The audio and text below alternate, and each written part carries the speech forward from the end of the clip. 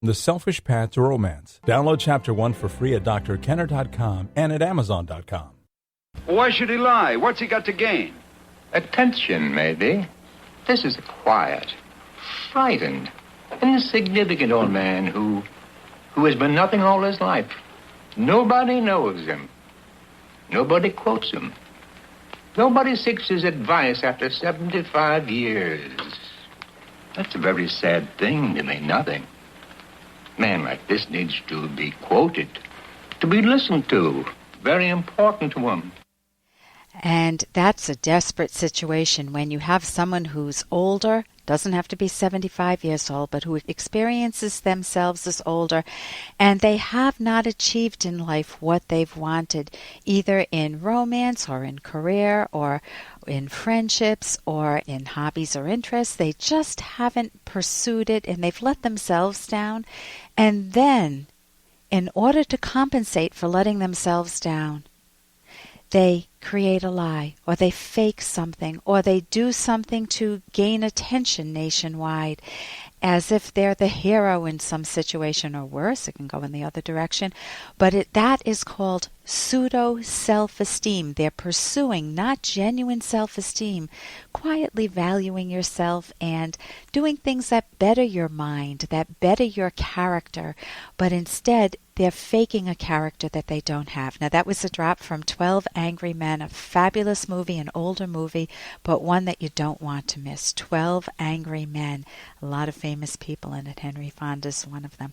I'm Dr. Eileen Kenner. My show is The Rational Basis of Happiness, and you can pick up the phone and call me right now and ask me any question that you would ask a therapist. I am a psychologist, and my number is toll-free, 1-877-Dr. Kenner, toll-free, 1-877-DRKENNER. And I'm going to welcome Tanya now. Tanya, you're having difficulty with your spouse, your husband? I am. Yes, ma'am. Yes, what's going on?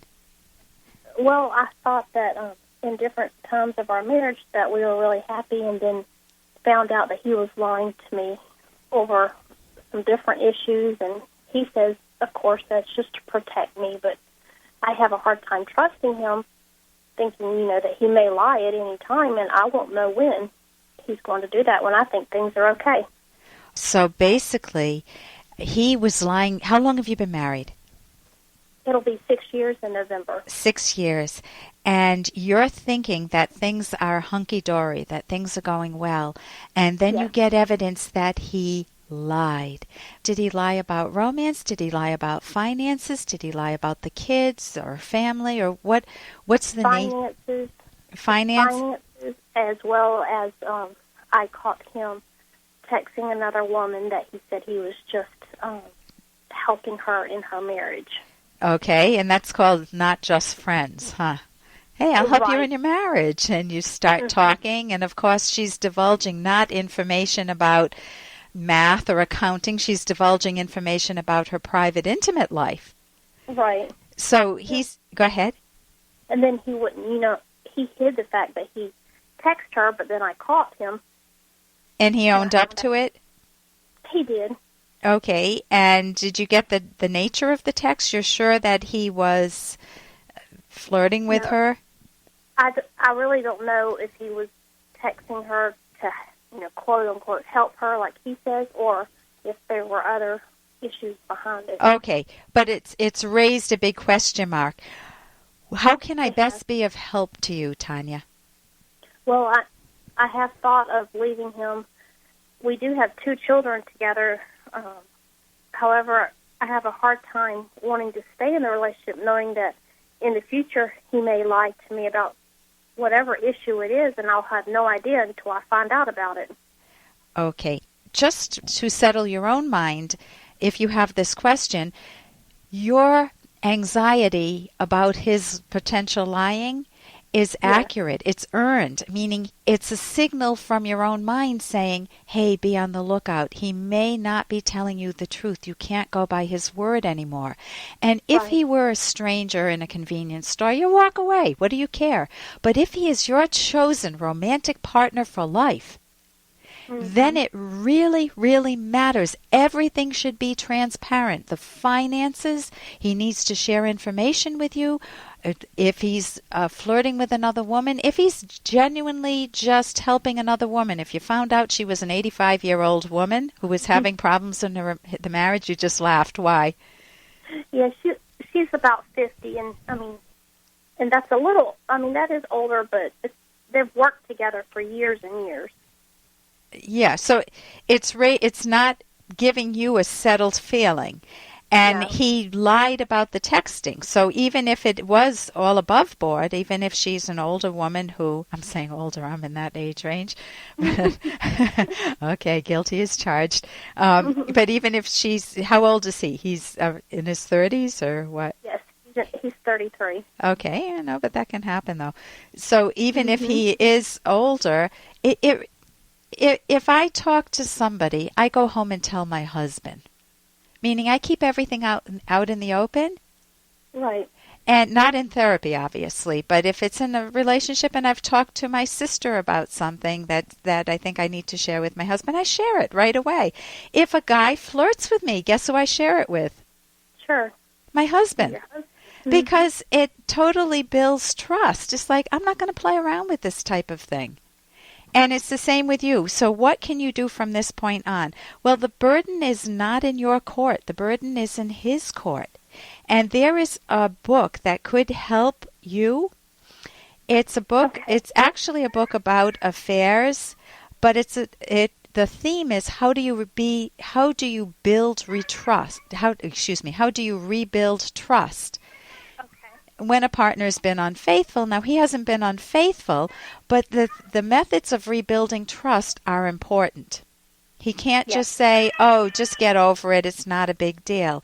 He needs to understand why he lies, what motivated it, what are the contributing factors from both you and him in the marriage that would lead him to text another woman and maybe connect with somebody who he works with. He's so cute. Are your kids wanting you? My child. You can give him a big hug. How old are the kids? Well, my youngest is 3, and then we have I have a stepdaughter through him as well, and she's 14. She's about to be 15. Okay, so you're very busy at home. You could talk with him and just say, listen, what does he say when you say that you feel like he's broken the trust? He tells me he's sorry and that he'll do better. What do you need from him at that point when he says he'll do better? Is that good enough? No, because he said that before. Okay. Time and time again. And he's lied multiple times. Yes. Mm-hmm. Okay, and so you're considering leaving him. Is that an option? Do you have family to help support you with the kids? Well, I work full-time as well, and I could definitely do it.